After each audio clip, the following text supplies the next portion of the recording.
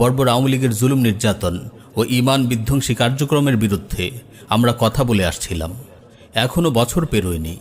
এক বয়ানে বলেছিলাম, জালিমের জুলুমের মাত্রা যতই বৃদ্ধি পাচ্ছে তার পতনের সময় ততই ঘনিয়ে আসছে। বস্তুত জালিমের পতন যে অনিবার্য, এটা আমার কথা না। পবিত্র কুরআন ও হাদিসের বহু জায়গায় জালিমের ধ্বংসাত্মক পরিণতি ও তাদের কঠিন পাকড়াওয়ের কথা বর্ণিত হয়েছে। সাহিহ বুখারীতে এসেছে, আন আবি মুসা রাদিয়াল্লাহু আনহু قال قال رسول الله صلى الله عليه وسلم إن الله لا يملي للظالم حتى إذا أخذه لم يفلته। আবু মুসা রাদিয়াল্লাহু আনহু থেকে বর্ণিত, তিনি বলেন, রাসূল সাল্লাল্লাহু আলাইহি ওয়াসাল্লাম বলেছেন, আল্লাহ তাআলা জালিমকে অবকাশ দেন, কিন্তু যখন তিনি তাকে পাকড়াও করেন তখন তাকে আর ছাড়েন না। অতঃপর তিনি এই আয়াত তিলাওয়াত করলেন, ওয়া কাযালিকা আখযু রাব্বিকা ইযা আখাযাল কুরা ওয়া হিয়া যালিমাহ